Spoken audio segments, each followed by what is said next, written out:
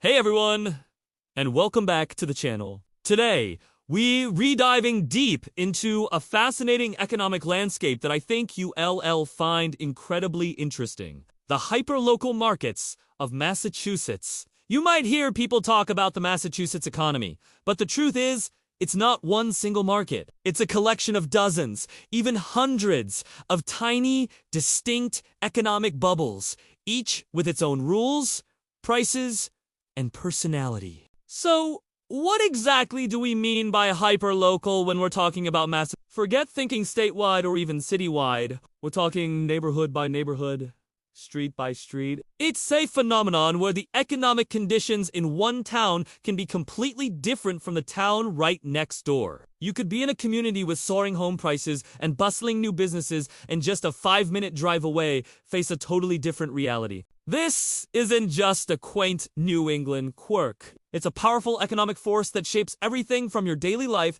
to major investment decisions. Let's look at the most obvious example. Real estate. This is where the hyperlocal effect is impossible to ignore. Take two towns that are geographically close, like Newton and Waltham. While both are desirable places to live, the real estate markets operate on different planets. In Newton, you'll see intense bidding wars for single-family homes, with prices often skyrocketing well above asking. But in Waltham, while still competitive, you might find a different housing stock, different buyer demographics, and a different pricing structure altogether.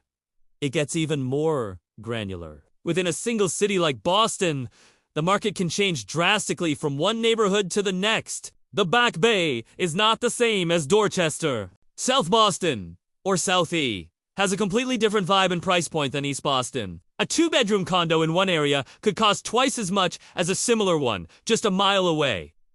Why? It's a mix of factors: school district ratings, proximity to the T, walkability, local amenities like parks and restaurants, and even the historical character of the neighborhood. Each of these micromarkets has its own supply and demand curve, driven by a unique set of buyer priorities. This is hyper-localism in action. Now, how does this intense segmentation impact local businesses and consumers? For business owners, it's a double-edged sword. On one hand, it creates amazing opportunities. A small coffee shop that perfectly captures the vibe of its specific Cambridge neighborhood can thrive, building a loyal customer base that a large, generic chain might struggle to attract. They can tailor their products, their marketing, and their hours to the precise needs of the people living within a few blocks. Think of the independent bookstores in Brookline, or the artisanal cheese shops on the North Shore. They succeed because they are deeply embedded in their hyper-local community. But on the consumer side, it can be complicated. Your cost of living is almost entirely determined by the specific zip code you land in. Groceries, services, and even your car insurance can vary significantly. For residents, this means your dollar doesn't stretch the same way across the state. The salary that affords you a comfortable lifestyle in Worcester might barely cover rent in Somerville. This creates pockets of extreme affordability right next to pockets of extreme expense, which can lead to significant social and economic divides. It also means that shopping local takes on a whole new meaning. Consumers often develop fierce loyalty to the businesses in their immediate vicinity,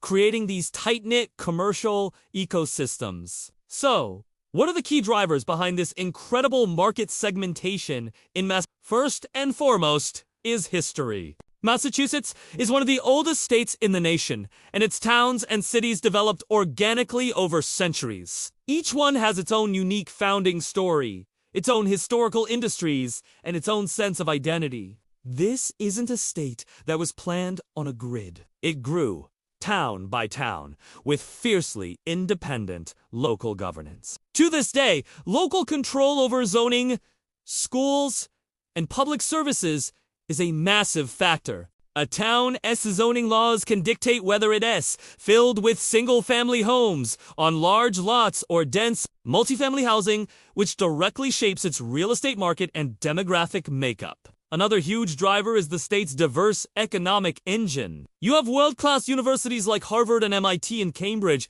creating a hub for tech and biotech. You have the financial district in Boston. You have healthcare giants, manufacturing centers in the central part of the state, and a vibrant tourism industry on Cape Cod.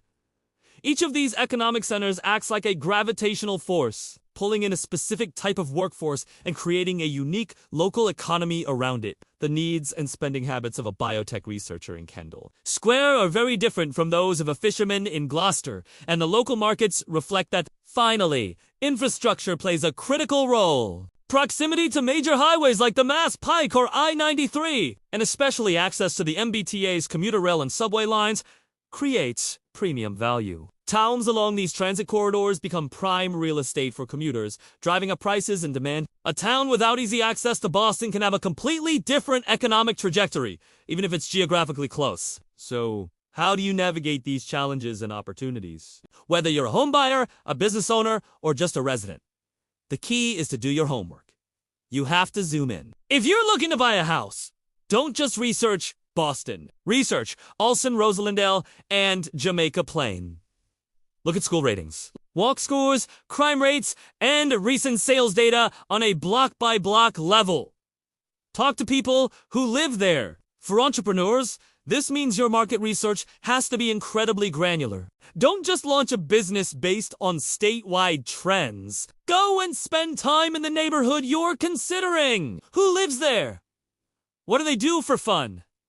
What's missing? A business idea that would be a smash hit in Northampton might fall completely flat in Lynn. Success in Massachusetts is about finding your niche, not in a broad industry sense, but in a geographical one. It's about becoming an essential part of a very specific, very local community. The opportunities are immense if you understand the landscape. You can find undervalued real estate gems, identify underserved business niches, and discover communities that perfectly match your lifestyle and budget. The challenge is that you can't rely on broad generalizations. You have to be willing to dig deep, to explore, and to understand the unique personality of each and every one of Massachusetts's fascinating hyperlocal markets. It's a complex, challenging, but ultimately rewarding puzzle to solve. That's all for today's deep dive. I hope this gave you a new perspective on the Massachusetts economy. It's so much more than meets the eye. What are some hyperlocal trends you've noticed in your own neighborhood? Let me know in the comments below. I'd love to hear your stories. As always, thanks for watching, and if you found this video helpful, don't forget to like and subscribe for more content. See you next time.